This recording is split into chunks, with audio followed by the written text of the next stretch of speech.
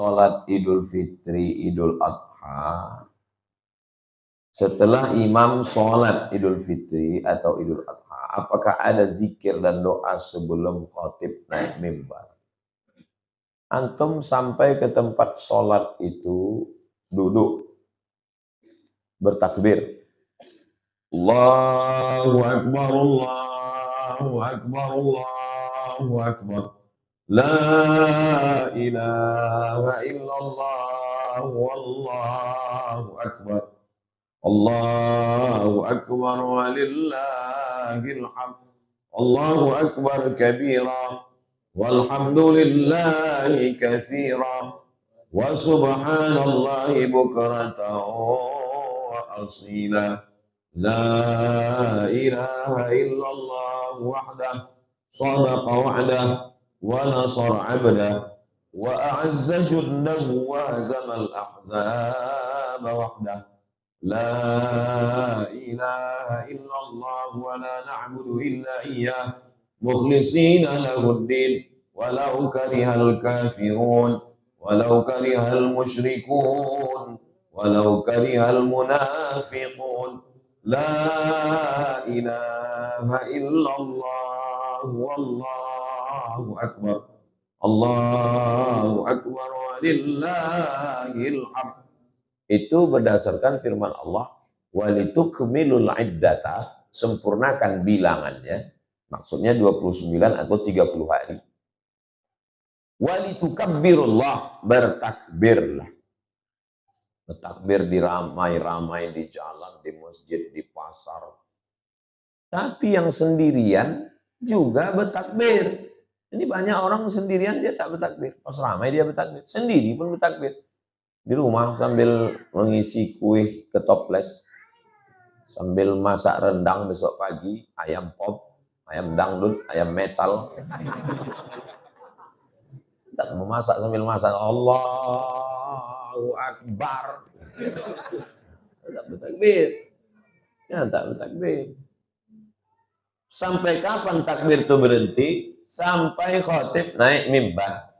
Begitu khatib naik ke atas mimbar, Allahu Akbar, Allahu Akbar, Allahu Akbar, Allahu Akbar, Allahu Akbar, Allahu Akbar, Allahu Akbar, Allahu Akbar, Allahu Akbar kabira, walhamdulillahi katsira, wa subhanallahi bukra. Tak habis itu tak ada takbir lagi.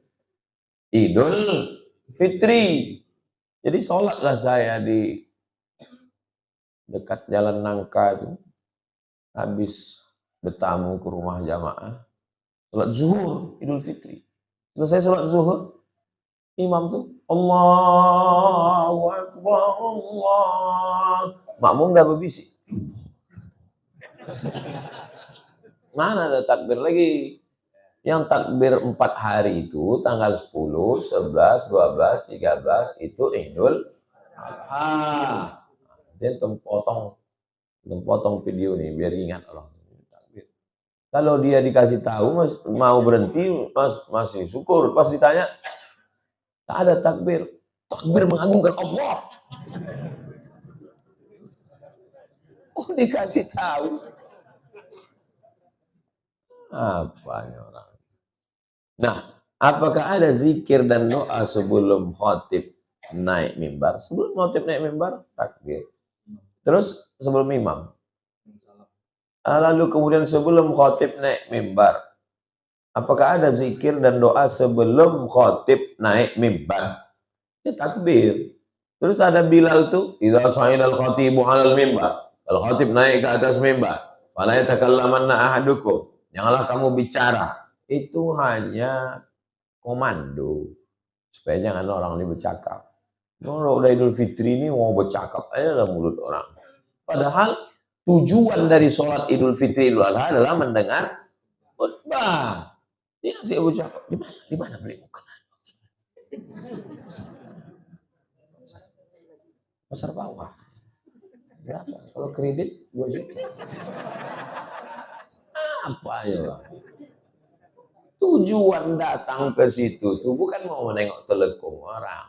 Itu makanya tak boleh memakai telekom yang over, yang berlebih-lebihan, yang biasa macam telekom jamaah di musola al-hijrah nih, biasa-biasa. Ini dipakai semua bunga ada di situ. Bunga tai ayam pun ada. Ada tuh dikirim orang Instagram ke saya. Pelekong Bob putar. Berdiri dari sini, Bob putar sampai ada antum dapat itu. Ada dapat? Nanti saya kirimkan. Apa? Kul makanlah, washrab minumlah, walbas berpakaianlah. Min ghairi sarafin, jangan berlebih-lebihan, wala makhilatin, jangan sombong.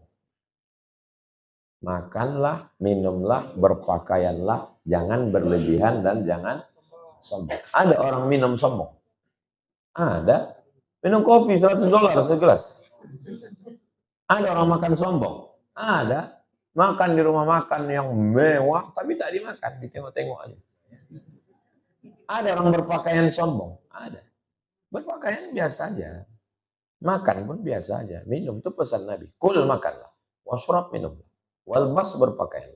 Watasaddaq min ghairi sarafin wala makhilatin. Jangan berlebihan, jangan sombong. Harga toples 2 juta satu. Datang tamu pecah, meninggal tuan rumah. Tahulah tamu hari raya, banyak anak kecil. Diletakkan toples di atas meja. Meja itu pula tinggi. Asal nampak anak-anak itu kecil lewat lari-lari.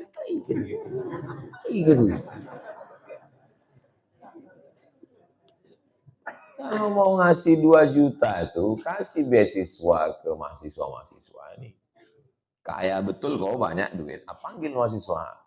Ini beasiswa apa namanya Bu? Beasiswa tak jadi beli toples. Begitu.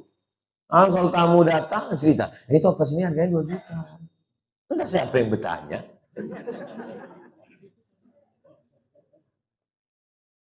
Ana dagang sambal. Bolehkah saya mencicipi tak sampai ketelan? Maksudnya sedang puasa. Sedang puasa ini dicicipinya gini. Boleh apa tidak? Menurut antum tak usah pakai dalil, pakai logika akal. Boleh apa tak boleh?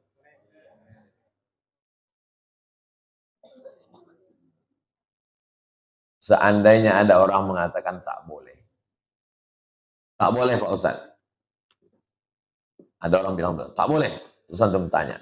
Tadi kau antara habis subuh ke zuhur ada gosok gigi tak? Ada gosok gigi. Pakai pasta. Iya. Pastanya kena ke lidah. Kena. Kenapa boleh?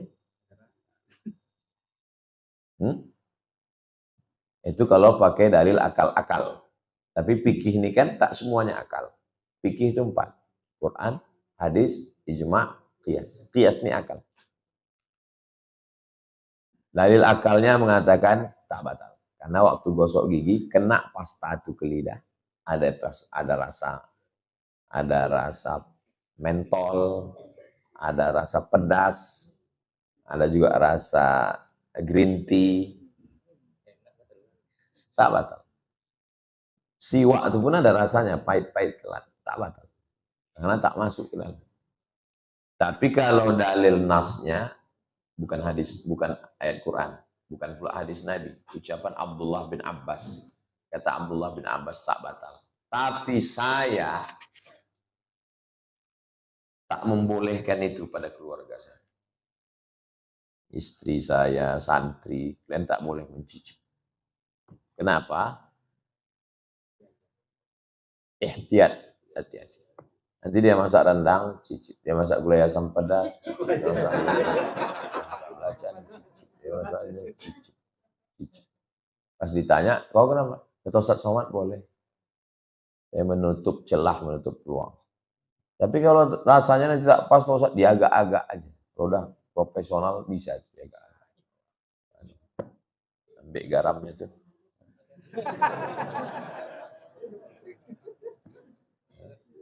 Bisa untuk agak-agak. Saya aja yang masak 6 tahun bisa agak-agak. Masa kalian yang udah masak bertahun-tahun. Kapan wajib bayar zakat fitrah, Pak Ustadz? Menurut mazhab Hanafi, sudah boleh membayar zakat fitrah sejak masuk bulan Ramadan. Masuk bulan Ramadan, langsung dibayarkannya zakat fitrah. Ini zakat fitrah saya. Boleh. Mazhab Maliki dan Hambali, beberapa hari, 2 hari menjelang Idul Fitri sudah boleh.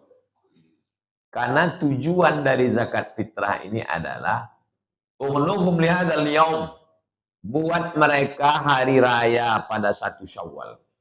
Jangan sampai 1 Syawal dia masih. Pas saya sampai di Simpang Tabik Gadang, saya mau khutbah di depan Ramayana. Sampai depan Tabik Gadang, saya buka kaca, saya kasih duit. Kau balik, saya bilang. Kalau sampai kau masih berdiri di sini, 1 pekan baru ini berdosa gara-gara kau. Pulang kau. Jangan nampak aku lagi ke sini. Lebih dari zakat fitrah yang saya kasih. Tak boleh ada. Antum nanti kalau jumpa, marah. Antum yang tak bisa marah, ada pistol. Kita bilang, pulang ya, pulang. Nanti aku pecahkan kepala kau. Itu kan membuat orang berdosa itu. Jangan-jangan itu sindikat itu. Sindikat yang mengeksploitasi anak-anak. Dikumpulkannya anak-anak. Kenapa setiap mau bulan puasa, bermunculan anak-anak. Badut-badut pun berdatang. Saya karena tak ada kekuasaan saya. Kalau ada saya tangkap itu semua. Tangkap, tanya, mana sindikat kau, mana bos kau. Banyak kerjaan saya. Sempat. Kalau nantilah, udah habis kerjaan ini kita tangkap tuh sama-sama. Siapa yang punya kerja itu sebetulnya? Siapa backing? Membayar zakat fitrah itu ada namanya waktul wujub, waktu wajib. Tapi ada namanya waktu boleh. Waktul wujub itu kapan wajibnya membayar zakat fitrah? Wajibnya membayar zakat fitrah sejak tenggelamnya matahari petang Syawal. Misalnya hari ini Ramadan terakhir. Tenggelam matahari sore nanti. Kumandang azan maghrib. Allahu Akbar, Allahu Akbar. Siapa yang hidup sejak maghrib itu sampai besok pagi khotib naik mimbar, wajib membayar zakat fitrah. Jadi waktu wajib itu berapa jam? Azan maghrib 6.30. Khotib naik mimbar besok jam 8. Dari 6.30 ke jam 8? 13 jam setengah. Itulah yang waktu wajib. Siapa yang hidup di jam 13 jam setengah itu wajib zakat fitrah. Misalnya antum meninggal 10 menit sebelum buka puasa. Wajib bayar zakat fitrah.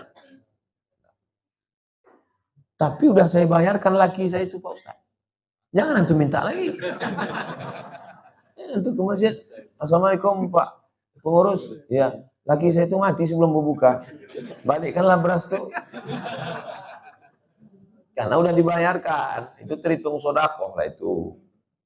Siapa yang hidup sejak azan maghrib sampai khotib naik mimbar, maka dia terhitung wajib. Ibu hamil. Anaknya lahir setelah pas khotib naik mimbar. Allahu Akbar, Allahu Akbar, Allahu Akbar. Wajib bayar zakat fitrah? Tidak, anak-anak udah lahir. Anak lahirnya setelah khotib. Maka siapa yang tak mau keluar duit, tahanlah anak itu. Jangan kau keluar ya nak. Jangan kau keluar. Saking kan bakhilnya. Ini kan pelitnya. Usahakan setelah khotib naik mimbar nanti. Jelas? Siapa yang hidup.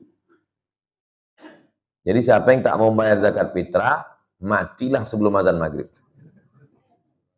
Sore itu habis asar, mati dalam keadaan kelaparan, belum berbuka puasa. Bagaimana hukumnya uang zakat fitrah digunakan untuk membangun musola? Antum buka Google, tulis Somad Moroko Zakat. Nanti share berapa anggota grup kita sekarang? 500. Grup itu bisa berapa? Kalau grup sahabat hijrah bersama Ustadz Somad Kalimantan, satu grupnya 1000. Buat grup, data, nama, semua anggota. Tukar informasi. Saya tak mau kita sekedar ngaji aja. Lebih daripada itu. Ada yang punya cucian mobil, cucian motor, ada yang mau cuci. Jadi dia terjalin silaturahim. Ada yang mau jual barang, ada yang lajang, ada yang gadis, ada. Jadi semua. Jadi duit itu berputar antara kita. Bisa antum koordinir itu? Alhamdulillah. Ya, jangan sekedar ngaji. Nama pengajian kita ini namanya pengajian Riyadhus Shalihin. Somad Moroko spasi zakat. Nah, nanti dapat antum situ tentang coba baca. Apakah zakat fitrah hanya untuk fakir miskin saja? Nah, coba tengok jawabannya. Ittafaqal fuqaha, sepakat ahli fikih, ala anna masrafa zakatil fitri, bahwa pembagian zakat fitrah huwa masarifuz zakatil mafrudati, dia sama dengan zakat wajib yang lain. Zakat emas, zakat penghasilan, zakat perniagaan, zakat pertanian. Lianna shadaqatal fitri zakatun, karena zakat fitrah itu adalah zakat juga. Fakana masrafuha masrafa sairiz zakawat, maka pembagiannya sama dengan zakat yang lain. Wali annaha shadaqatun, karena dia sama-sama zakat. Fatadkhulu fi umumi qawlihi, maka masuk dalam ayat yang bersifat umum 8 asnaf. Innamas shadaqatu lil fuqara'i wal masakini wal 'amilina 'alaiha wal mu'allafati qulubuhum wa fir riqabi wal gharimin wa fi sabilillahi wa banis sabil. At-Taubah ayat 60. Wala yajuzu daf'uha ila man la yajuzu daf'u zakatil mali ilaih. Tak boleh diberikan kepada asnaf yang di luar ini, yang zakat mal tak boleh diberikan, maka zakat fitrah juga tak boleh diberikan. Jadi nanti kalau ada yang komplain, kenapa zakat fitrah ini dibagikan banyak kali? Ini hanya milik fakir miskin saja. Tunjukkan ini. Udah di-share? Jelas? Nah, sekarang bagaimana kalau zakat fitrah itu digunakannya untuk membangun musola? Kumpullah zakat fitrah 50 juta. Dibagi 40 untuk fakir miskin. Untuk komplek kita fakir miskin semua sudah dapat. Tinggal 10 juta. Dibelikan ke triplek untuk menutup atap. Boleh apa tak boleh? Kalau boleh, kemana masuknya? Yang mengatakan tak boleh, dia pakai 4 mazhab, Hanafi, Maliki, Syafi'i, Hambali, bahwa zakat hanya untuk 8 asnaf. Innamas shadaqatu lil fuqara wal masakin wal 'amilina 'alaiha wal mu'allafati qulubuhum wa fir riqab wal gharimin wa fi sabilillah wa ibnis sabil. Musalla, masjid, pesantren tak masuk. Ini yang berpegang 4 mazhab. Yang membagikan zakat untuk masjid, pesantren, guru agama, itu dia ambil pendapat Imam Fakhruddin Ar-Razi, meninggal tahun 606 Hijrah. Kata Imam Ar-Razi, dari kalangan mazhabnya mazhab Syafi'i, kata dia, masuknya ke fisabilillah. Kata 4 mazhab, fisabilillah itu hanya untuk perang, tapi untuk bangun masjid sholat tak boleh. Kata 4 mazhab. Kata Imam Ar-Razi, dikutip oleh Syekh Atiyah Saqaf, Mufti Al-Azhar, dalam kitab Fatwa Al-Azhar, kata dia fisabilillah itu artinya semua yang mengagungkan agama Allah, menolong agama Allah, termasuklah musola, guru mengaji, Makanya Malaysia mengirim mahasiswa ke Kairo, mahasiswa itu dikasih zakat. Padahal mahasiswa itu mampu. Terus masuknya kemana? Masuknya ke Fisabi. Saya sebutkan dua-duanya. Itu mana yang kami pilih Pak Ustaz? Pilihlah. Jadi nanti kalau pengurus musola al-hijrah tak membagi, berarti mereka masuk pendapat ketat di 4 mazhab. Dah tak boleh bagi ke yang lain, hanya fakir miskin saja. Tapi Bapak pengurus dapat Pak, kalau gitu boleh. Ada sebagian orang ini, dia tak membolehkan itu kalau dia tak dapat. Pas dapat dia, itu nama mazhabnya mazhab maslahi, kepentingan. Saya kalau masalah orang, insya Allah saya cari dalilnya bisa saya jawab. Tapi kalau terkait diri saya sendiri, saya tak jawab. Saya tanya orang lain. Tausiahlah saya di Al-Azhar Syifabudi. Datang orang mengasih amplop. Tulisnya di situ zakat. Saya tanya, untuk siapa? Untuk Ustadz Somad. Masuknya kemana ini? Il-Fuqara, saya tidak. Al-Masakin, tidak. Wal-Amilin, tidak. Wal-Mu'allafati Qurubum, tidak. Wal-Gharimin, wa fir riqab, hamba saya tidak. Wal-Gharimin, dililit utang, tidak. Wa fisabilillah, mungkin masuk fisabilillah. Karena saya mengajar agama. Wa binis sabil, tidak. Mungkin saya masuk fisabilillah. Tapi kalau untuk diri saya sendiri, saya menjawab, ada kepentingan. Maka saya tanya orang lain. Saya telepon Ustaz Samsudin Muir, kakak kelas saya di Mesir, dosen syariah. Assalamualaikum Bang. Waalaikumsalam. Ada orang ngasih duit ini, amplop. Aku masuk tak? Kalau menurut aku masuk nih Bang. Aku masuk, kau masuk mana kata dia? Saya bilang fisabilillah. Karena kata Imam Ar-Razi, jalan mengagungkan agama Allah itu banyak, tidak hanya perang. Aku mengajarkan agama, berarti aku masuk fisabilillah. Kau dapat gaji dari UIN. Mana dapat fisabilillah? Jadi tak boleh kau ambil? Tak boleh. Tak saya ambil. Karena saya tak nengok isinya. Maka kalau untuk diri kita, jangan kita jawab sendiri. Begitu juga antum. Kalau teman-teman tahu hukum, karena bias dia, ada kepentingan. Dan kalau antum dikasih duit, jangan antum tengok dulu. Karena kalau antum tengok, akan berusaha mencari dalil sekuat-kuat. Itu kaedah ilmu. Antum pikir kalau udah berilmu, antum lulus ujian. Makin berat. Ceramahlah saya. Setengah jam. Duitnya sekotak.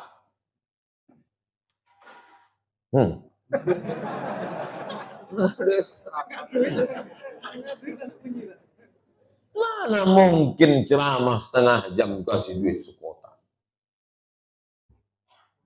Terus pikir saya, berarti ini ada kepentingan ini di balik ini. Lalu yang mengantar nih saya suruh ke panti asuhan Fajar Harapan belakang Koki Sunda. Kau antarkan ke sana. Kau serahkan foto. Nanti fotonya kirimkan. Serahkannya foto. Setelah fotonya itu saya kirim ke yang ngasih. Terima kasih ya Pak, mudah-mudahan panti asuhan Fajar Harapan bisa bermanfaat. Sejak itu dia tak ngasih lagi. Dia mau masukkan kail mata pancing. Kalau udah terpancing di sini, kan udah dia narik ya kan? Mana bisa? Ini tak bisa dipancing. Kenapa? Karena cuma kotak. Kalau sekoper saya ambil.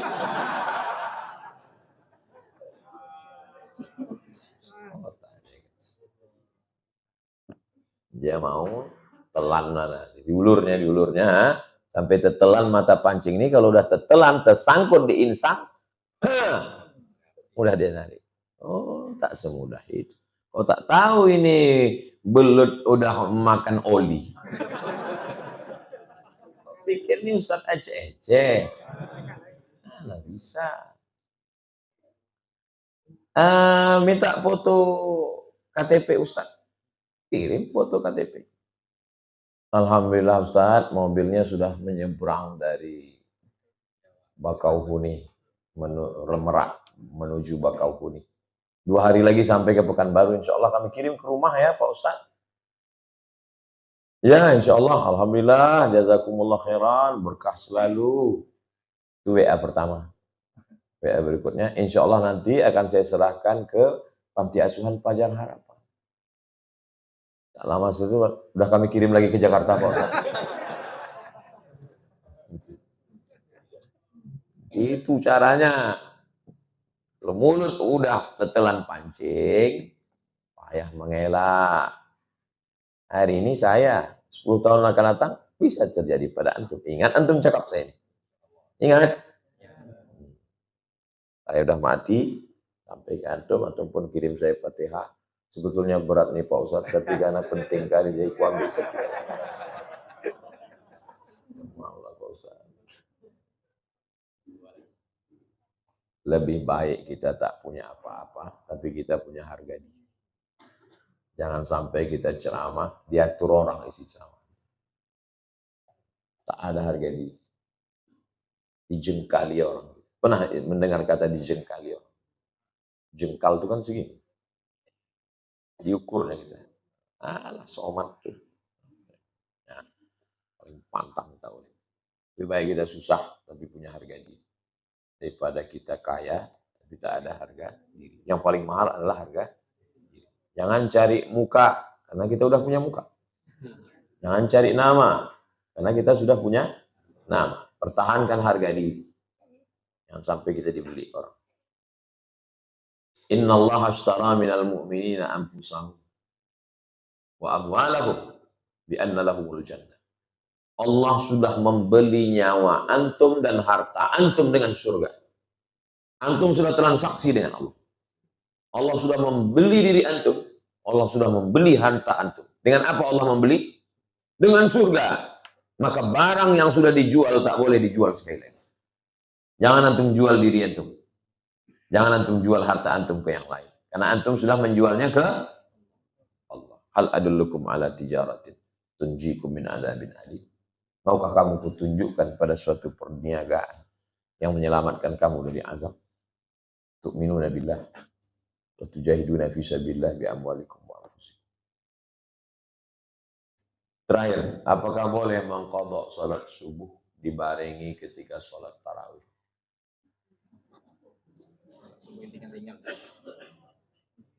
Salat zuhur diqadha di waktu zuhur afdal. Salat zuhur diqadha di waktu isya mubah. Boleh. Usolli fardhu zuhri 4 raka'atin qadha'an. Selesai salat isya 4 rakaat. Boleh. Mengqadha salat subuh dibarengi ketika salat tarawih. Usolli fardhu subhi raka'ataini qadha'an. Antum makmum, imam antum sholat tarawih, antum di belakang sholat wajib. Kalau mazhab Syafi'i nanti bermasalah pada kunut. Karena imam antum tarawih tak berkunut.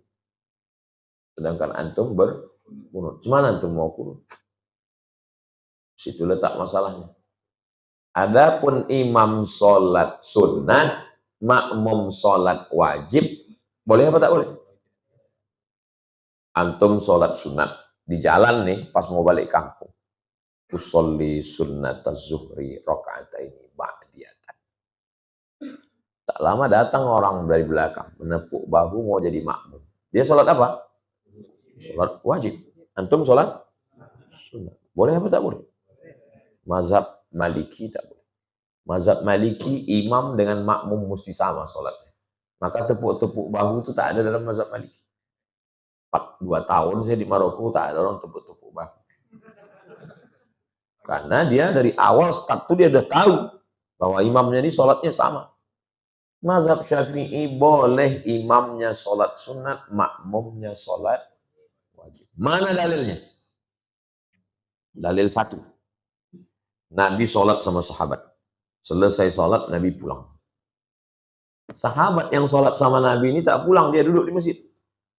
Tak lama sudah itu datang orang kampung dia. Kata orang kampungnya, kami belum sholat. Kami mau sholat.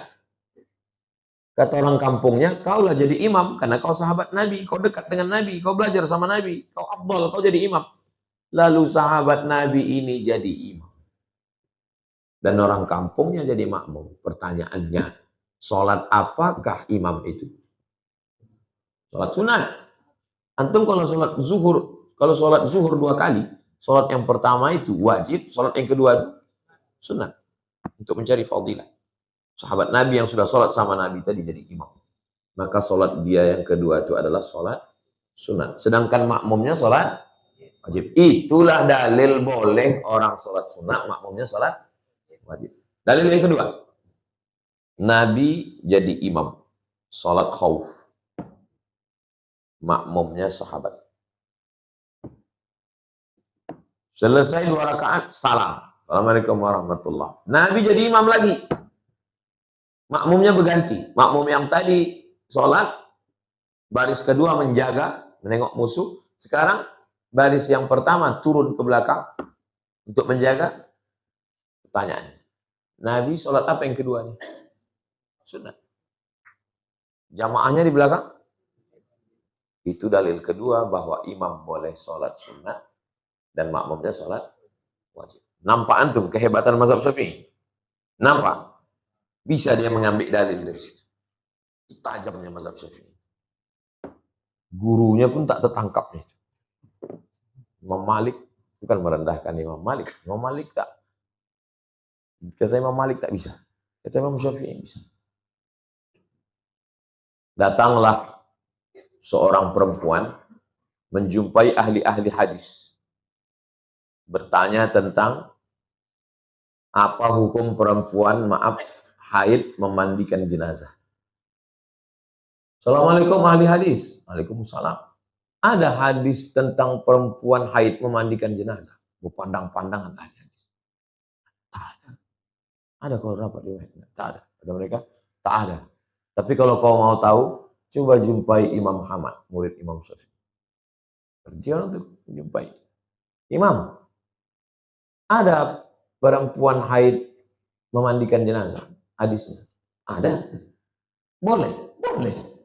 Loh, orang tuh heran. Mana hadisnya? Hadisnya waktu Nabi i'tikaf. Ini tempat Nabi jadi sholat imam. Di samping kiri itu kan kamar Nabi. Jadi tak ada jaraknya, langsung dinding. Itu sebelah dinding itu kamar Nabi.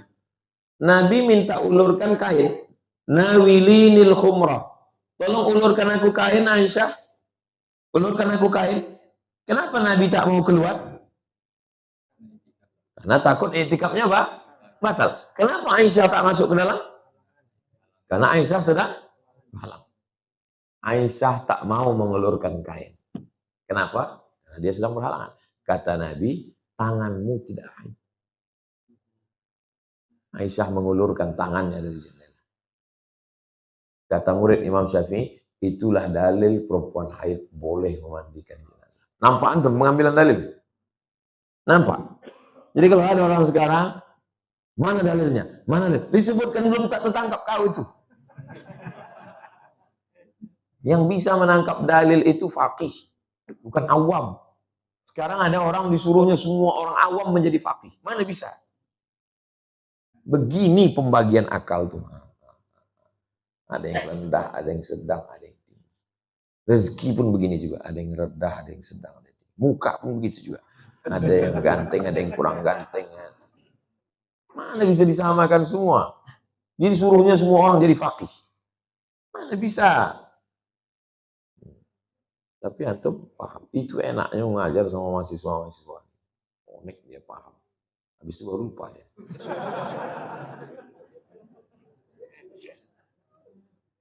Apakah boleh saat duduk atau berbaring kaki menghadap ke kiblat? Apa hukumnya? Antum duduk tidur, kaki antum menghadap. Tidak sampai haram, tapi tak beradab. Jadi kalau antum baring-baring di masjid, di rumah, kaki antum kalau tidak ke Medan, ke Palembang, atau ke Jepang. Yang sampai ke arah kiblat. Itu juga tentang tidur. Nanti antum pas umrah di Masjidil Haram, kaki antum ditengok orang Arab. Maaf, adab, tak beradab lagi. Mana ini gitu? Pantang, aib. Adab. Tidak sampai pada haram, tapi tak beradab, tak menghormati. Apakah boleh kita lanjut puasa jika tidak melafazkan niat?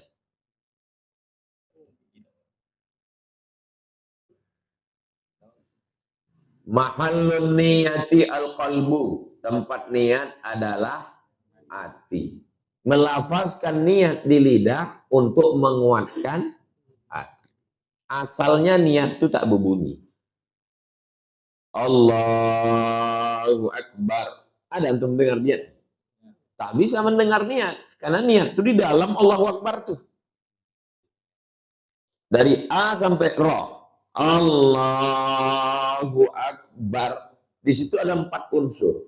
Aku sholat subuh, 2 rakaat, adaan, jadi makmum. 4 unsur itu dalam Allahu Akbar. Allahu Akbar. Ada antum dengar niat? Kalau antum mensyaratkan lafaz niat berbunyi baru sah, berarti tak sah sholat subuh saya tadi.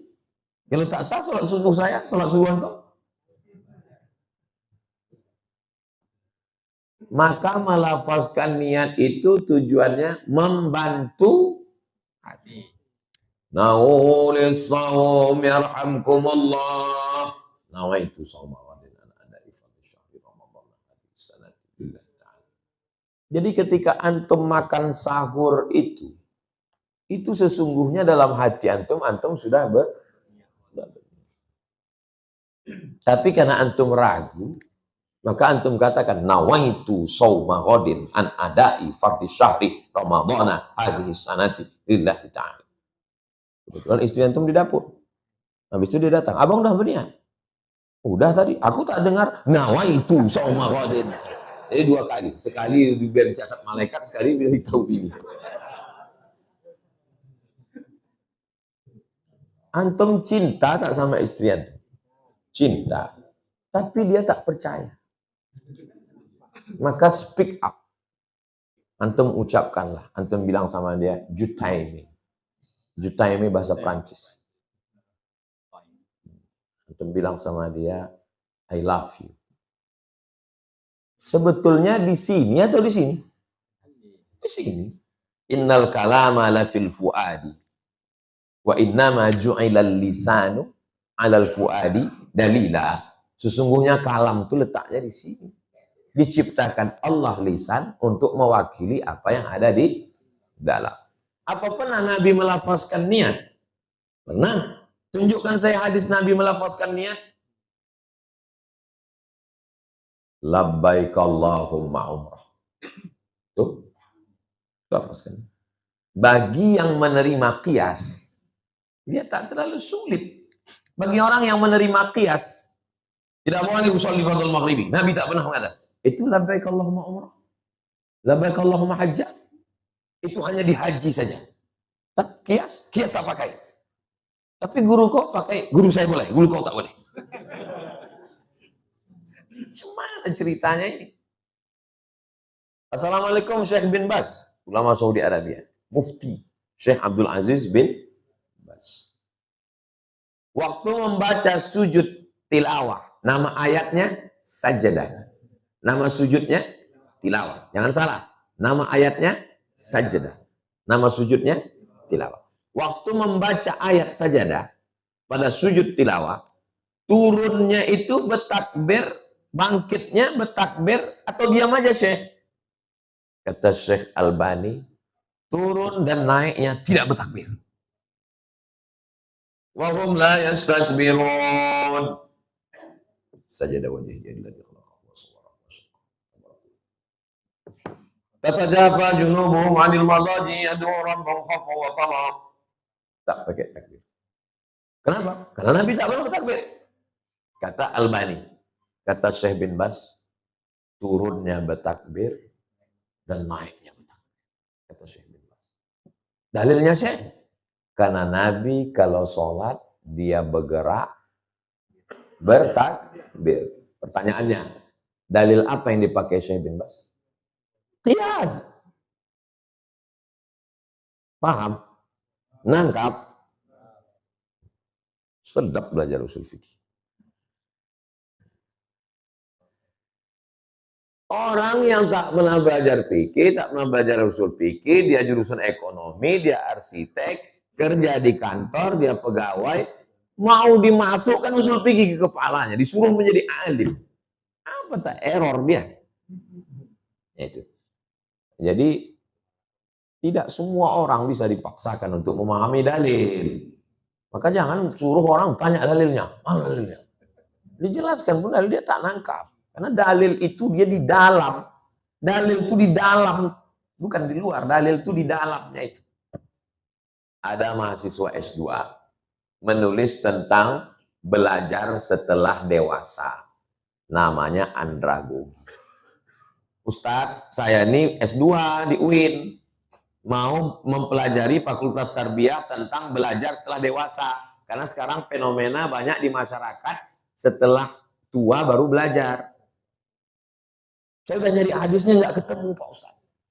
Saya cari-cari nggak ketemu hadisnya. Terus saya tanya, Nabi itu dapat wahyu umur berapa? Umur berapa? 40. Jarak antara Nabi dengan Abu Bakar berapa umurnya? 2 tahun.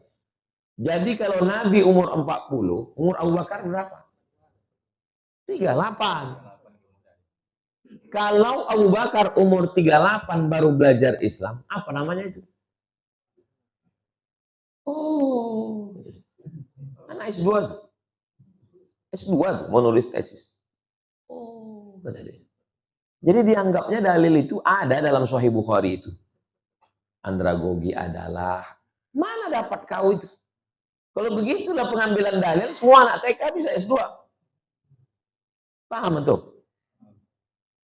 Nabi menikah dengan Khadijah, berapa umur Nabi? 25. Berapa umur Khadijah? 40. Berapa jarak antara keduanya? 15 tahun. Kalau Nabi dapat wahyu umur 40. Berapa umur Khadijah belajar Islam? 55. Perempuan umur 55 belajar Islam apa namanya?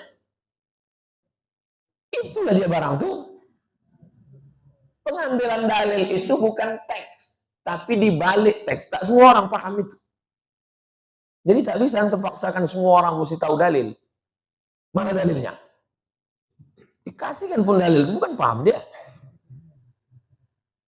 Nah, itulah kaji kita subuh ini. Mudah-mudahan Allah menjadikannya sebagai amal soleh kita, bekal menghadap Allah. Ala haziniyah al-Fatihah. A'udzubillahi minasyaitonirrajim. Bismillahirrahmanirrahim. Alhamdulillahirabbil alamin. Arrahmanirrahim. Maliki yaumiddin. Iyyaka na'budu wa iyyaka nasta'in. Ihdinas siratal mustaqim. Shiratal ladzina an'amta 'alaihim ghairil maghdubi 'alaihim waladdallin. Allahumma shalli ala sayyidina Muhammad wa ala ali sayyidina Muhammad. Assalamu alayka ya Rasulullah. La tada' lana dzamban illa ghafartah. Ampunkan dosa kami ya Allah. Wala aiban illa satartah. Tutupi aib cacat kami ya Allah. Wala maridan illa syafaitah. Yang sakit-sakit sehatkan ya Allah.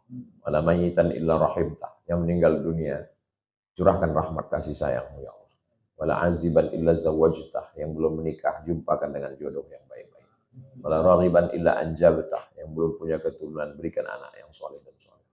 Rabbana hab lana minas sholihin. Rabbana hab lana min ladunka dzurriyyatan thayyibah. Allahumma innaka 'afuwun tuhibbul 'afwa fa'fu 'anna ya karim. Rabbana atina fid dunya hasanah wa fil akhirati hasanah wa qina adzabannar. Wassallallahu ala sayyidina Muhammad wa ala alihi wasallam. Alhamdulillahirabbil alamin. Taqabbalallahu minkum.